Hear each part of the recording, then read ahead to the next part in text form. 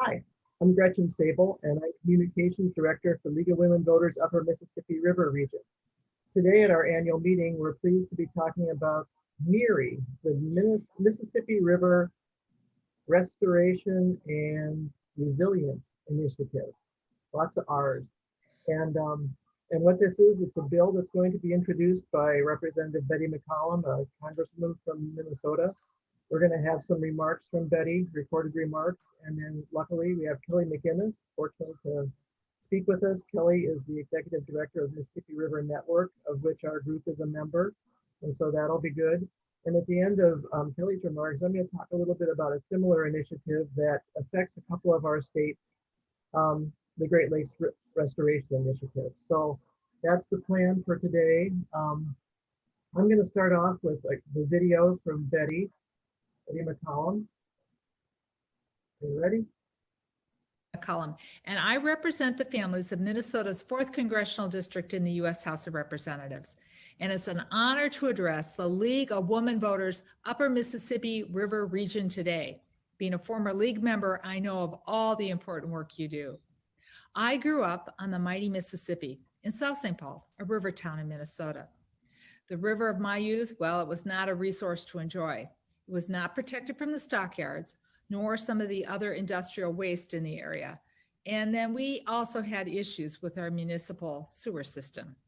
And of course, as you can imagine, with all that going on, no one wanted to fish, no one wanted to swim in this river. And there were even very few boats ever recreating on it. No one went out, no one enjoyed it. No one even hiked along it in that part of the river. So thankfully, with the passage of the Clean Water Act in 1972, and a lawsuit from Wisconsin complaining about all the pollution Minnesota was putting into the Mississippi, it gave our river another chance. And today, the Mississippi, well, it remains that vibrant working river, but it does so with responsible industries and a growing, vibrant recreation sector. Together, they're the backbone of a $500 billion a year contribution to our nation's economy. As I said, the Mississippi is vitally important. Do you know that it's a source of drinking water for 20 million Americans? It's a source of great transportation for barges and for shipping, which reduces greenhouse gas emission by not having all those barge loads turn into trucks on our highways, our freeways, and going up and down our roads. It's also a very important flyaway for migratory birds and for endangered habitat species. On any weekend, I can go from the city of St. Paul, where I live in the heart of the city, just 5 minutes away down to Crosby Park, and I can see herons and I can see American bald eagles. It's amazing what's returned to the river. But the Mississippi River is still in peril. Flooding, runoff, pollution, extreme weather events, well, they threaten the health of our river, and the communities depend upon a healthy river. So we're working to ensure that our river is strong and that it's healthy. We needed a coordinated strategy to build in its resilience, similar to the Great Lakes Restoration Initiative. The Great Lakes Initiative enjoys broad partisan support from elected officials on both sides of the aisle, as well as from community members, and it provides federal investments to help restore and protect the lake's health so that we can continue to provide economic growth and also recreational benefits. So I thought now it's time for Congress to make the same commitment to the Mississippi River. In the 21st century, we know that access to water, especially clean water, will be critical not only to public health, but to our economy. After months of work with stakeholders from states that border all along the river, from Minnesota to Louisiana, together we have developed legislation to establish the Mississippi River Restoration Resilience Initiative, MRRI. I'm going to call it MRRI from now on. It's a lot quicker.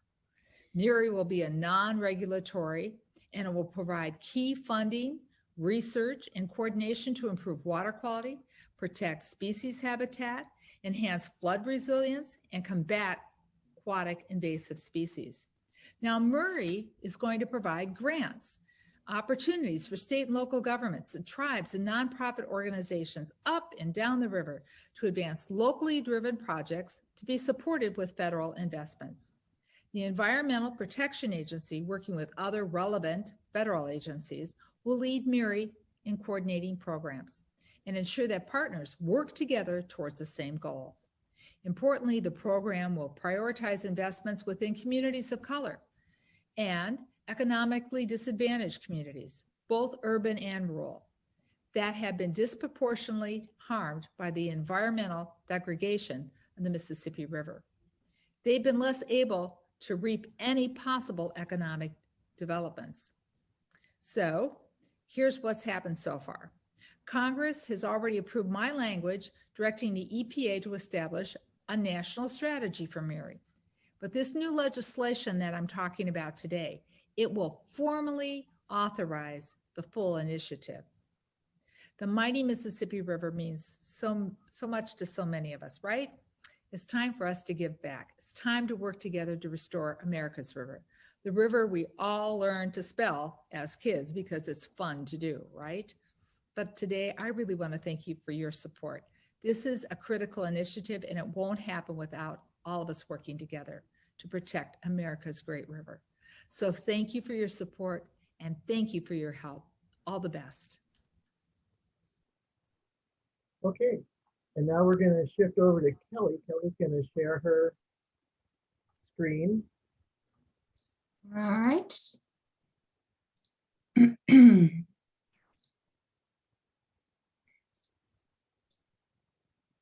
Does everyone see that? Yep.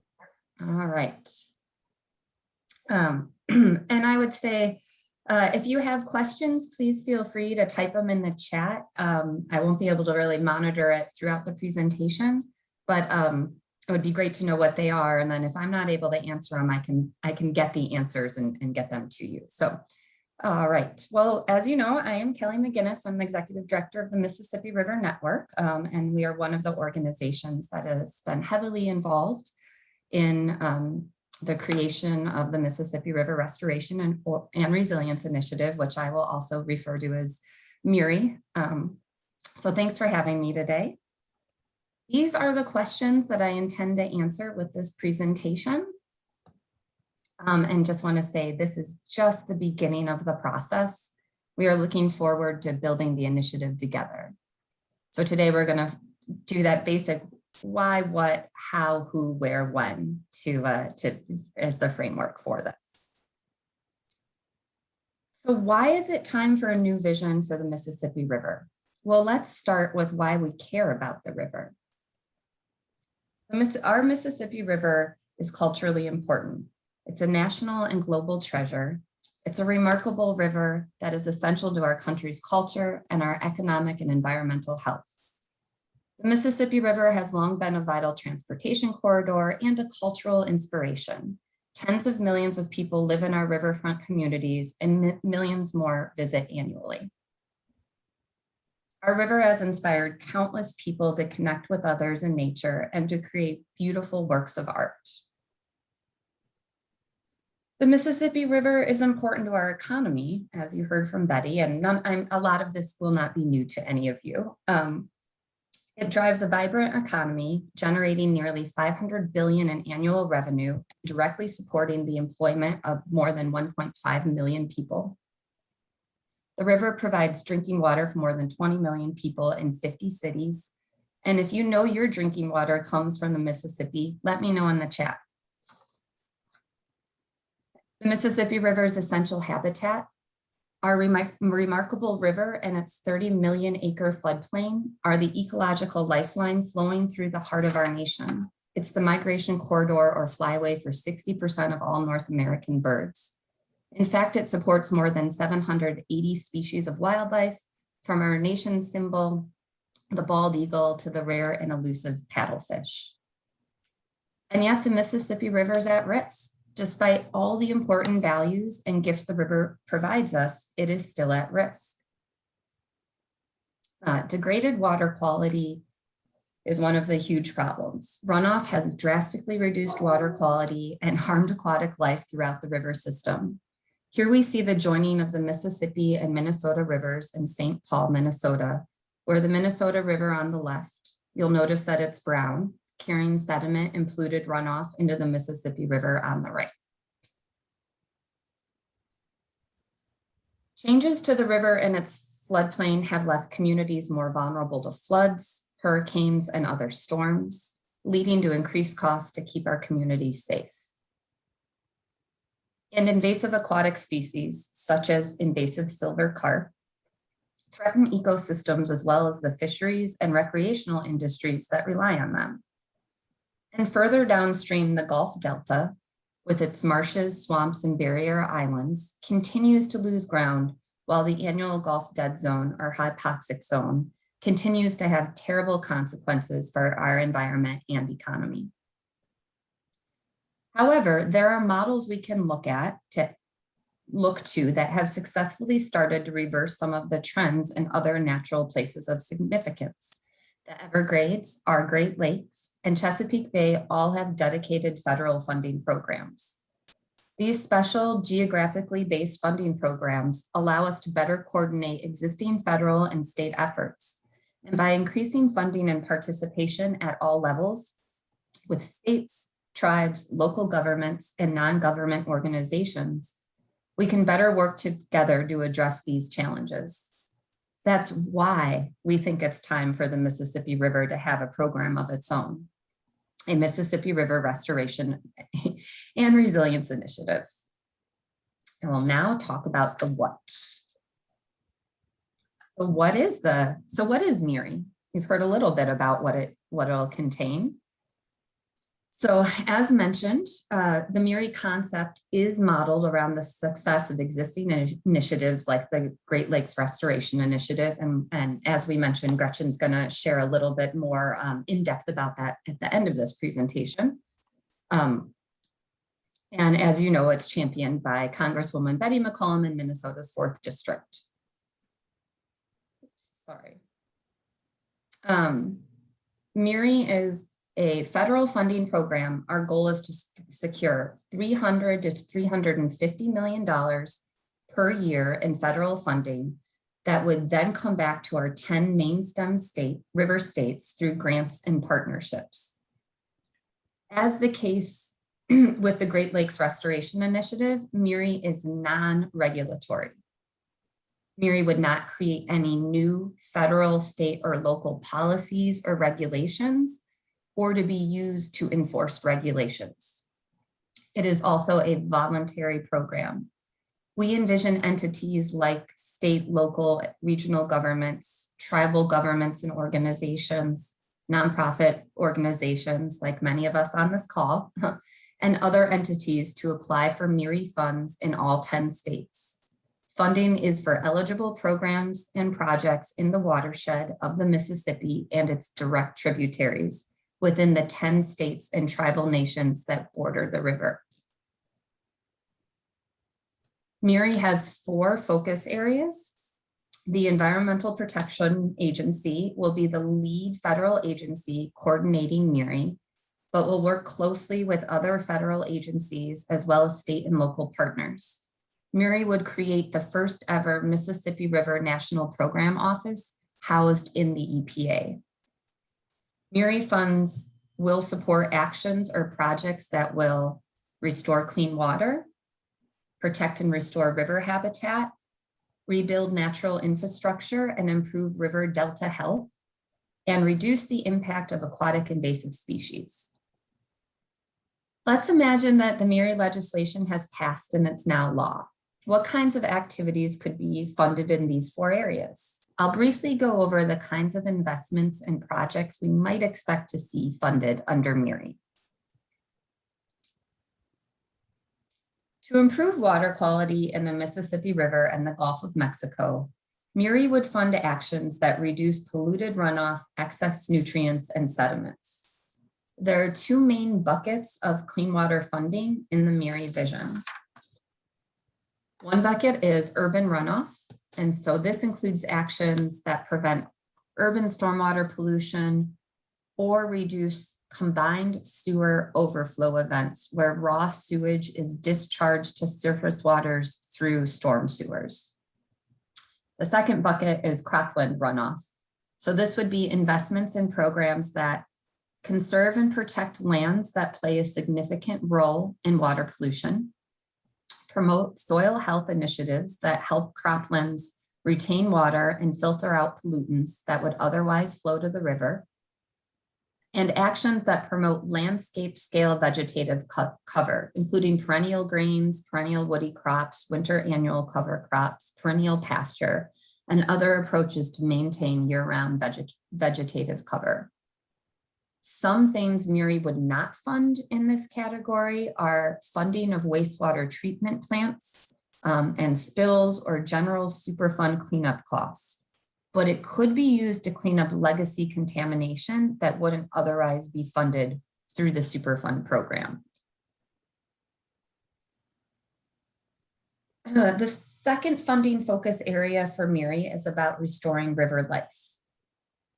MRRRI will protect and restore wildlife habitat along the river itself by funding work to protect and restore the river's ecological function and processes. This includes programs that restore riparian and floodplain wetlands, that support in-stream habitats, including reconnecting side channels and backwaters, and support bluffland/upland habitat and living shorelines. The next focus area is natural infrastructure. To help reduce flood and storm risk and protect the Delta, the third area that MRRRI would fund is innovative natural infrastructure projects. This includes investments that strategically restore the river's access to its floodplain, including modifying or removing levees, dams, or culverts that impair natural river hydrology, protecting floodplain lands through acquisition or voluntary easements, relocating, removing, or clean up flood-prone structures to restore floodplain access and minimize public costs.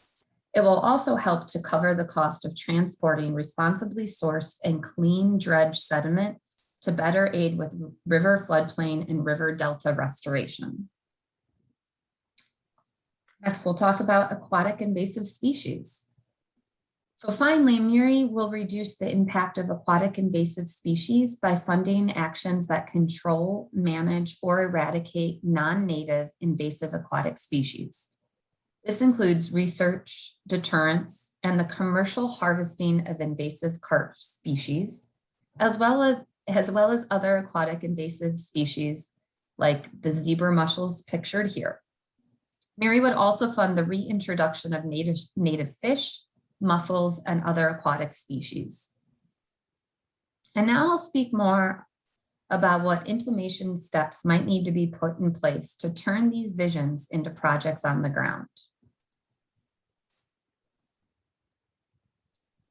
So I spoke about some projects we can imagine, but how will MRRRI decide which projects to fund and where?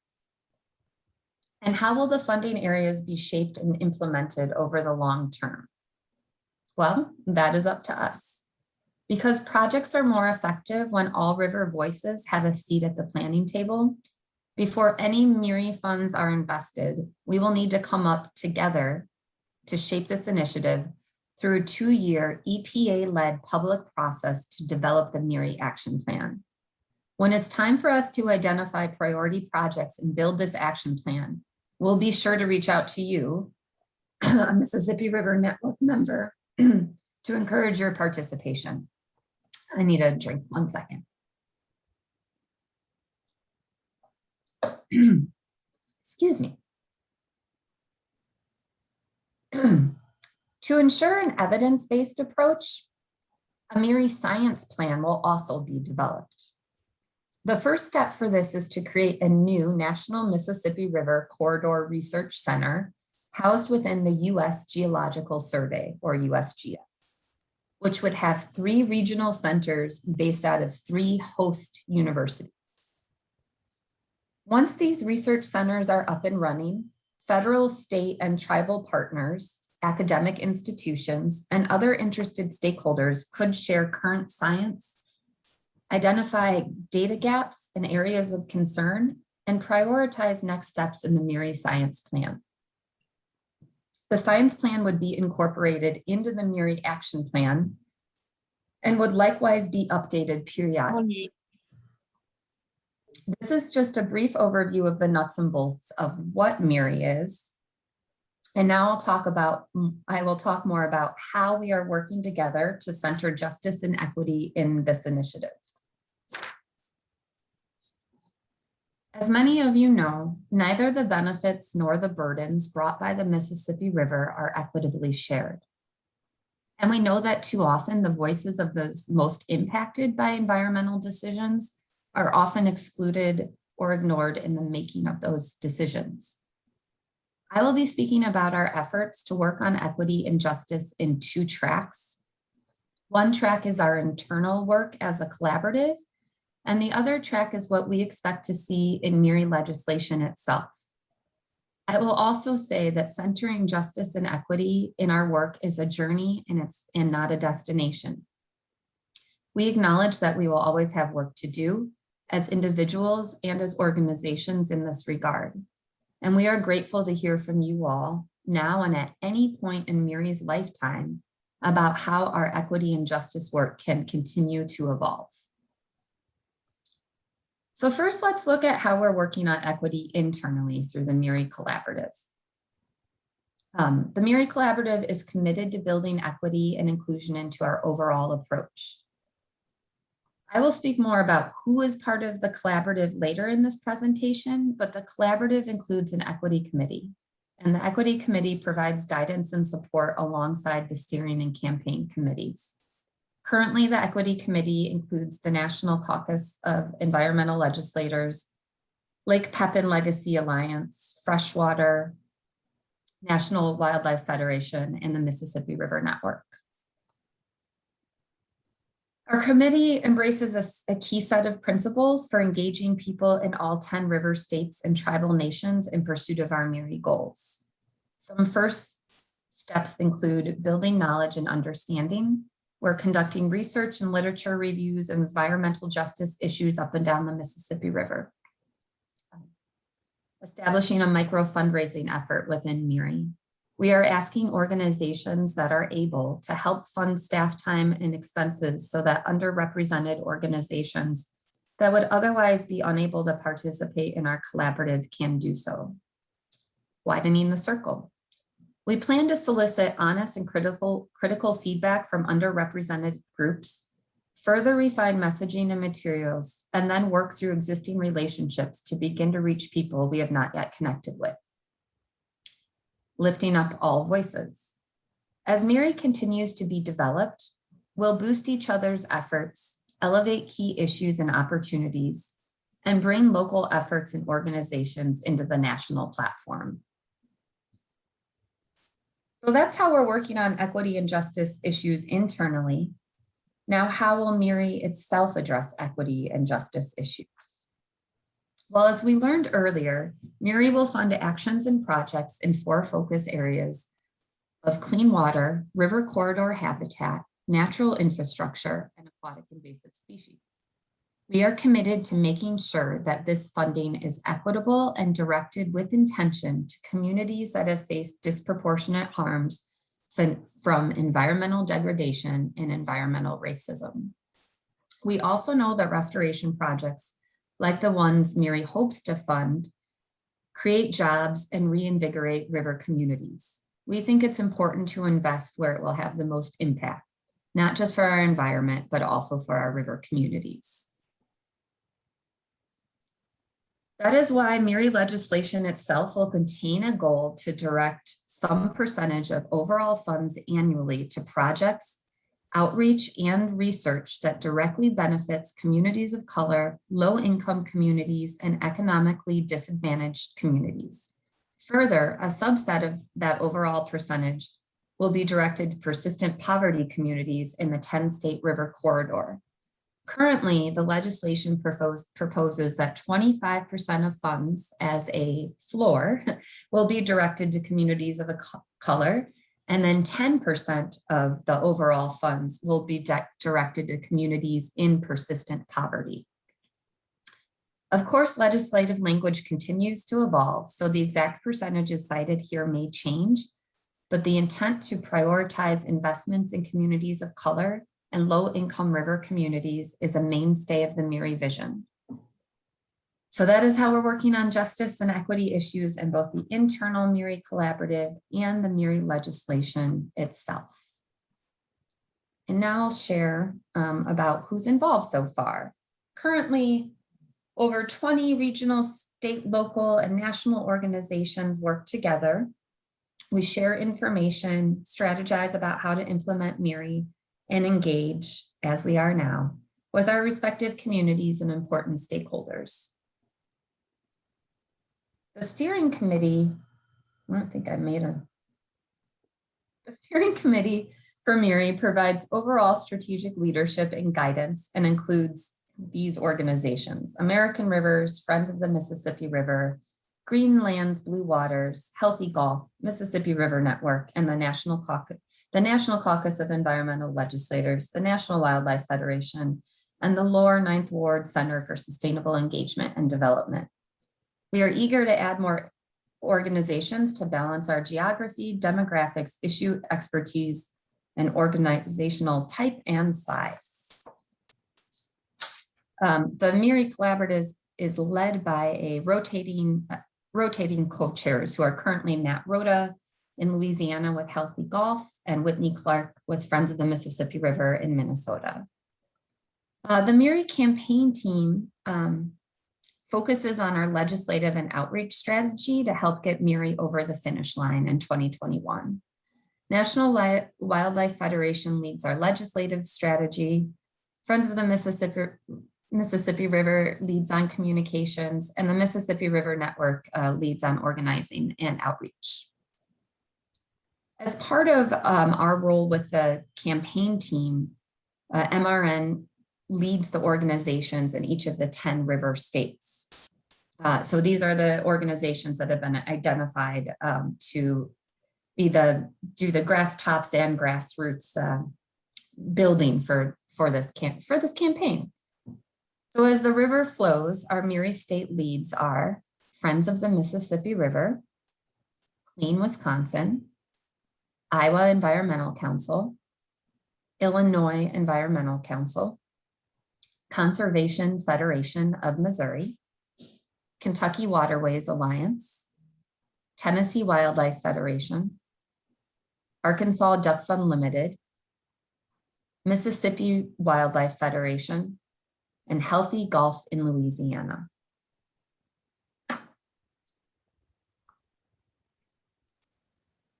So where can you find more information? As I have said multiple times, the work is in the beginning stages to achieve the vision of a geographic program for the Mississippi River. Our MRN listserv updates will have regular information on how MRRRI is progressing, the current ways to support the efforts, and any other important information. We will also remind you of monthly collaborative calls and will encourage you to attend.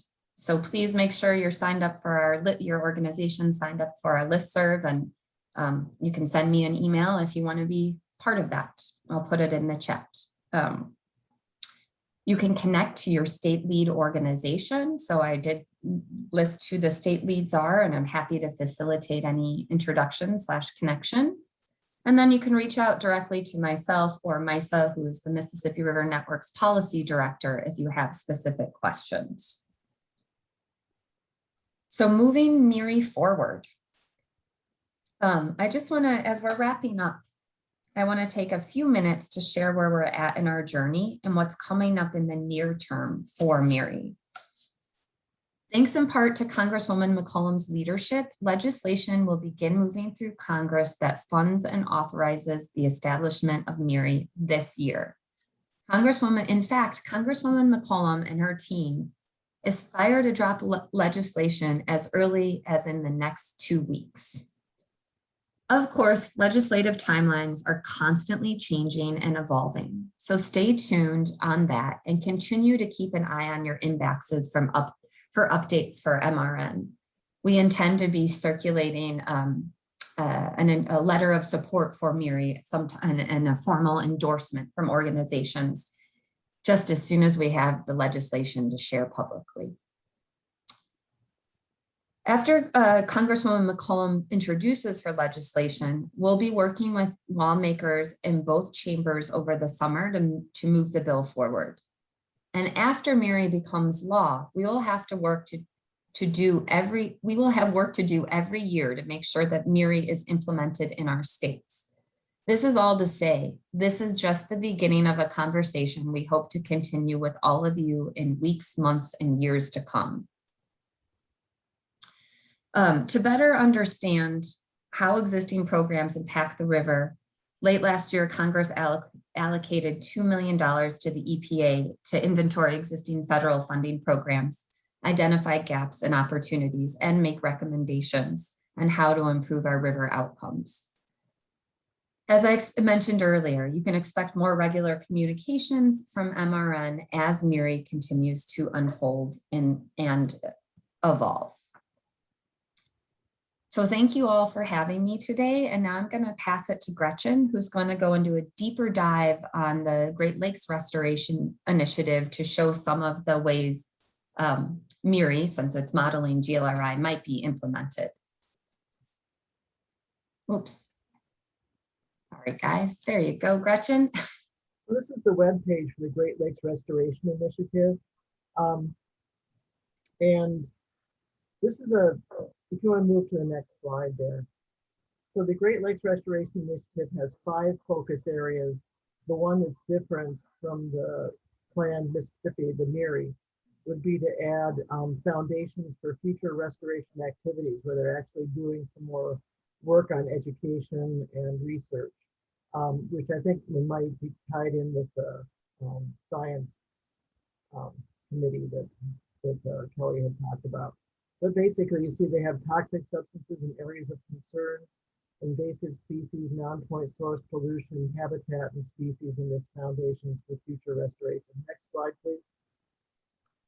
So this is that same picture. And I want to talk about this because this has been a piece of legislation and work that has affected both Minnesota and Wisconsin quite a bit. You can see the number of projects there. The blue dots are the toxic substances in areas of concern, and that's where a lot of the work has been going on. That's been more high focus. What has happened is there's old historic industries that left behind a footprint of lots of contamination. And so they've been doing a lot of work to clean it up. Of the almost 6,000 total projects in the Great Lakes Restoration Initiative, you can see that we had 428 of these in Minnesota and more than 1,000 in Wisconsin. Next slide, please. Looking just at these areas of concern, you can see that the St. Louis River coming out of what's the very tippy there, the left end of Lake Superior, and also the Sheboygan River and some others in Wisconsin, Fox River and Green Bay. So these are ones where there have been problems that they've been looking to fix. Through this program, they've already delisted the lower Menominee River because they've done that cleanup project there. So it's been a pretty successful program. Kelly said that, Betty McCollum said in her remarks that there's a lot of bipartisan support for this. But we saw during the Trump administration that Trump had zeroed out funding. And so at that point, UMRRI joined others, or UMRRR joined others, and we did support including that, and funding was included. What's my last slide there, Kelly? This just shows a little close-up on how they're doing the St. River area of concern. They are cleaning up contaminated sediments. This is from the paper mill and some other U.S. Steel, some other industries along the way, and then spills and leaks that happen down in the Lake Superior Harbor there, I believe. So I think that's it for my slides, Kelly. And we can take questions now. I see that some questions have been coming in on the chat. So you can just go ahead and unshare, and we did. Good job. So let's see. I have a question. Susan Greenfield had asked if Miri has a house number, and it doesn't yet because it's not in yet. And Marilyn Chesnick wants to talk a little about pipeline. Kelly, do you want to start with pipeline? Go ahead. Yeah. So yeah, there's the line 3, which is, for those who don't know, it's a pipeline that is being built in northern Minnesota on treaty lands, indigenous tribal lands, and they do not want the pipeline. Miri does not address any policy issues. It is strictly a funding bill. So Miri is not really related to supporting the fighting that's going on in line 3. That being said, myself, MRN has had some meetings with some organizations working on line 3 and saying, you know, that having them at the table will help push forward the potential of that issue. And that also, because Miri is not intended to address changing policies or regulations, that there are other opportunities to also get at trying to fight line 3. So I think that there are, so that's my answer on that right now. And I think when I shared about water quality, it was, you know, not intended to be used to clean up spills because there's already a mechanism for that, because of the EPA Superfund cleanups. But again, you know, there's still a lot to be developed also in the action plan of what the specifics of this are. And I think having organizations who are really fighting these fights want to be involved would help push forward those, you know, the various issues. And I see from Mary Ellen, what is the anticipated time frame for this legislation moving forward? Mary Ellen, that is the $1 million question. That those of us who've been working on this for over a year are still wondering ourselves. You know, there's many reasons why the timeline is extended. We really are this close to having draft legislation to share out. So we really do feel like we're going to be able to publicly talk about it in a much larger way. MRN is planning a nationwide town hall on June 10th to drum up support for Miri. So we're hopeful that it has been introduced by then so we can mention Miri. Otherwise, we're celebrating our river and drumming up support for a geographic program for the river. So that is my answer to that. Betty does not have any co-sponsors yet. We're still doing that initial outreach, and that is also part of the delay. We really want to introduce the bill with some bipartisan support and co-sponsors. And that outreach is we've done our outreach, and right now at the congressional level, you know, Betty and her team is doing using some of their relationships to do that outreach. Yeah, I have a question. How can we help to get this? I mean, is there ways that we can reach out to legislators across our network? You see, we've got a broad distribution of people here. And so that's something that we would be willing to work on. I mean, yes, you guys can very much help. I think we just need to get the draft legislation where we can share it, and then there'll be like a lot of actions to take. We have developed, you know, we have a lot of structure in place to then give organizations tools to help get that grass-top support and grassroots support. But so we're just kind of at that holding pattern. And that's why I think, you know, the best way to stay involved when we're just kind of getting ready to go but can't go yet is really following the MRN listserv, where we will be, you know, talking about Miri on a weekly or bi-weekly basis. Okay. Yeah, because there's a huge role once this is introduced. You know, the Great Lakes Restoration Initiative really enjoyed bipartisan support, and that's what we are hoping for this. And, you know, I just think also the political climate continues to be really a challenging one for the parties working together. So we have heard on some decision maker meetings that conservation was an area that Democrats and Republicans felt safer working together on. So that gave me some hope, but right now it seems like it's just really hard for anybody to work together on anything. So we'll see how that shakes out. Do you know of any opposition at this point, or is it just kind of more the general political atmosphere?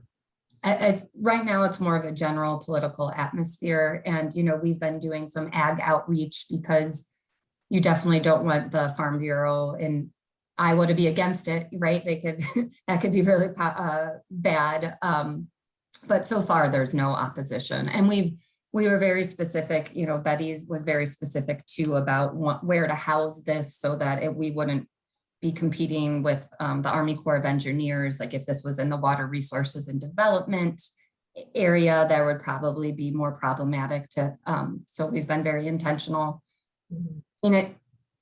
Yeah, rationally, there shouldn't be any opposition to it. Kelly, you mentioned conservation, which of course is a big interest of mine. So it would seem to me that there are national groups like the National Association of Conservation Districts that would be a good one to reach out to, because they're very concerned about watersheds and water quality. And so that's a national group. And then I'm sure every state group has a conservation district organization. Ours is called Conservation Districts of Iowa. And they all have annual meetings. I would think that that would be a good place to do some outreach and let them know that the bill is being worked on. They're always looking for speakers. And the other groups, I think there are organizations around watersheds. And we've got several active watersheds in Iowa, and I'm sure all these other states do as well. So I would think they would be another sort of nonpartisan group of people to bring into the loop, just to get it, you know, on the ground. And also the watershed groups and the conservation groups tend to have historically pretty good relationships with Farm Bureau. So it might be a way into the back door. Thank you for that. I don't think we've done any, I don't think the National Association of Conservation Districts is on our radar. Maybe it's on one of our various spreadsheets, but both of this is really helpful. And their immediate past president was from Iowa. So, and we've got a pretty active Iowa association. So just another, I think, a way to get in. Thank you.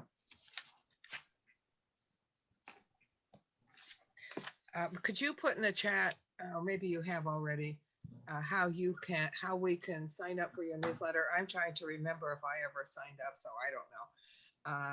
But where that link is to keep up to date on where you're at with this. Are you talking to Kelly or to me there? To Kelly. She said that there's Okay, yes, listserv. yeah, listserv. Kelly, Yes. have you tapped into any of the Native American populations officially? We have had some meetings with organizations in Minnesota. One is called Rights for the River and another was RISE.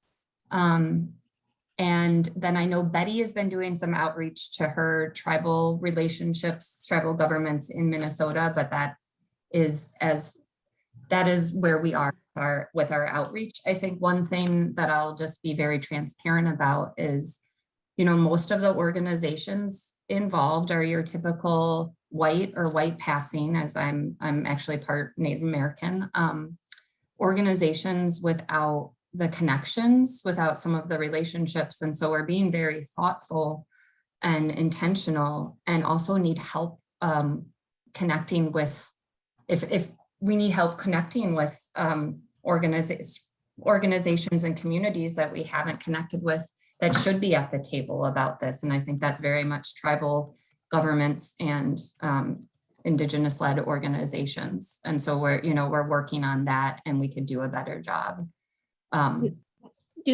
maybe I could connect with you off from the meeting now, but La Crosse has the Ho Chunk Nation local government offices here, and I think being on the river, being a river community, and then having Ho Chunk people living here, it would be nice to connect with somebody officially, I think.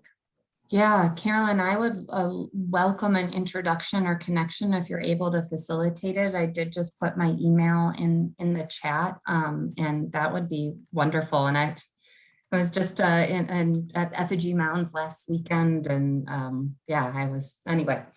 Yeah, thank you. I will do. Thank you.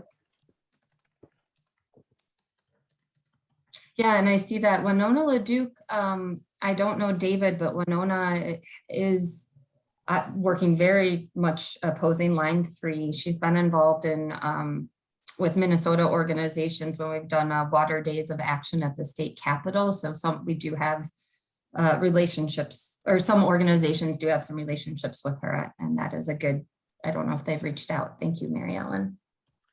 David and his brother, whose name escapes me, Gretchen, can you help me with his brother's name? I don't know it. Antone. I think it's Antone. They're both from Bemidji, but and members of that tribe, well, various tribes in terms of family, but they're both active nationally in Native American arena, and I think they've both written books. So they're excellent public speakers and well connected, Kelly. So they just might, as an individual resource, be helpful. But certainly Winona is one of the better ones. Great, thank you. They're all quite busy, of course, right now in the pipeline. But to Native Americans, water is everything. It is just a critical issue for them.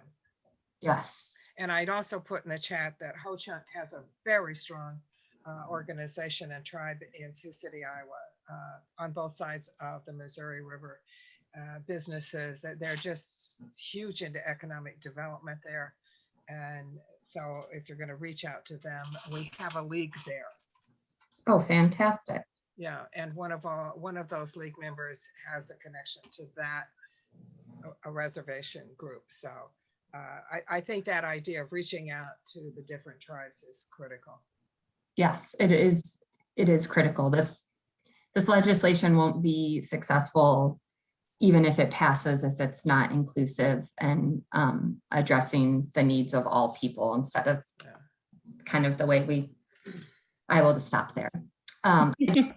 The question from about the National Mississippi River and Museum, they are a very active Mississippi River Network member. They are aware of this and want to be as helpful as possible.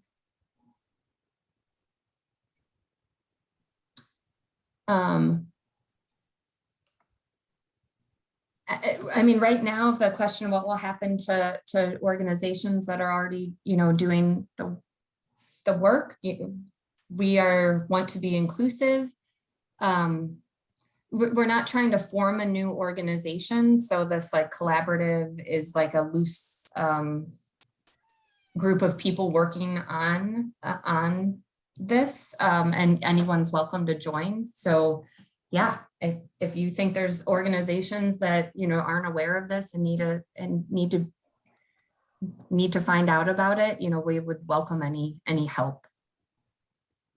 I see that Nicole Fairbanks has noted that the Lower Salem Creek project in St. Paul would be a good organization to look at as well. Salem Creek gets kind of an interesting project. They actually took out a shopping center and put in a wetland to restore Salem Creek, which I just love. Yeah. Cool. Nicole, did you want to say anything about that? I work with the Lower Salem Creek project, and they are working right now to restore, I think it's somewhere around 30 acres in the Bruce Bento Nature Sanctuary, which I believe is part of the watershed district here in St. Paul. I'm not positive on that. And they're also working on daylighting some some creeks here or I guess it's Phelan Creek. They're working on daylighting that, but it's called Walk on Teepee Center. So it's a native interactive site that they're hoping to build there and also restore the land around it. Great. I've made a couple notes in the chat that we'll be putting some things into the newsletter. One will be a link to the recorded video from today, and another, one of our new board members who wasn't here today, Kay Slama from Wilmer, Minnesota, is involved in protests with the pipeline, and she has asked if we would put out a notice about a big event coming up in early June, so I'll get that out to folks in case you're interested. It will have virtual components as well as in-person components. Kelly urges us to become river citizens. That's a really good way to get on the Mississippi River Network website or mailing list and to keep up with that. And Marilyn sent out info about okay, she's suggesting that Kelly reach out to the Wild Rivers Conservancy. So I think with that, we're probably ready to wrap up, maybe a shade early. Get out and enjoy the beautiful summer heat that we're having before actual summer. What do you guys think? Mary Ellen? I think this is a great program, Kelly. You know, frankly, this is a real opportunity to break down the silos between organizations. This one project alone, I think, is going to be so helpful to connect us all together and overlap a lot of boundaries that we probably should have torn down many years ago.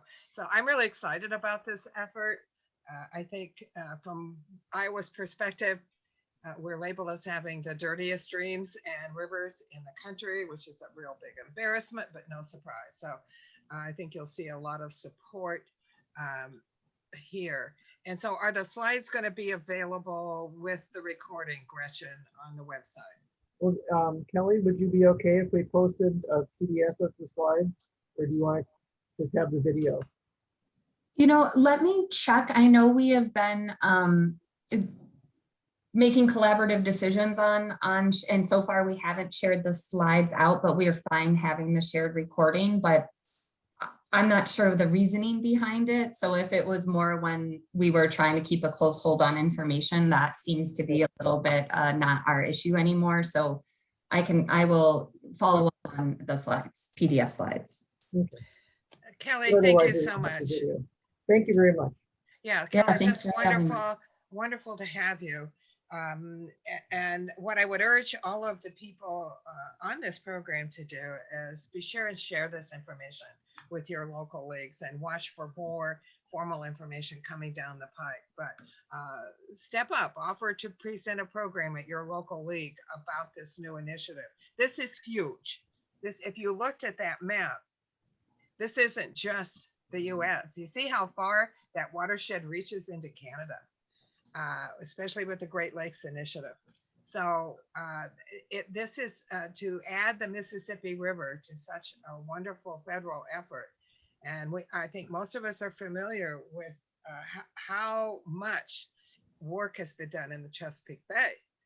And that wouldn't have happened without federal help. So we really need to promote this to our representatives in Congress, let them know. I want to remind everyone, the squeaky wheel does get the oil. And it doesn't take a lot. But as I mentioned earlier, we were able to stop a couple of conservation grabs by our Iowa legislature. And when I talked to legislators this week, it was because of the calls and emails they got. If they had not heard from us, these things would have happened. So your voice is not small. Your voice is powerful. And don't speak once. Just keep reminding your congresspeople that this is an important issue to you. Become a resource to them in terms of good information. That's the other thing. Become credible to your congresspeople about this issue and give them really good information. They will appreciate that and they will remember you. So I think we can be proud to be on the ground floor with this effort. And I'm just really excited about what the possibilities are moving forward. Nancy Porter, I just wanted to ask you if you would put your contact info in the chat real quick for anyone who wants to connect with you about the Celebrate the River Day and how they can get money to pay for lunch. I'm all about a free lunch, so I'm going to try and figure out how to get over to the river and be part of that. Great, So- and I'm not giving away lunches without a little effort in this celebration of the. Nancy will hold Right, your feet to the Kelly? fire. And Uh, I know so Nancy again, will. A reminder that you're all invited to join us Monday, June, what is it, 2nd for Seventh. our visioning day. And put on your calendars our August meeting and our October meetings. Lots of good information about what's happening. And recognize that you are a voice to your local league, to your state league. So speak up about UMR, let them know we're here. Tell them to use our recordings as a resource for their local meetings. I'm really looking forward to working with you all. As you can see, we've got a lot of work to do, but we've also got a lot of talent and leadership right here with us today. We can get this job done. So thank you for joining us. Gretchen, thank you for being our technical guru, and we'll hope to see you all June 2nd. Bye-bye. Thanks, everyone.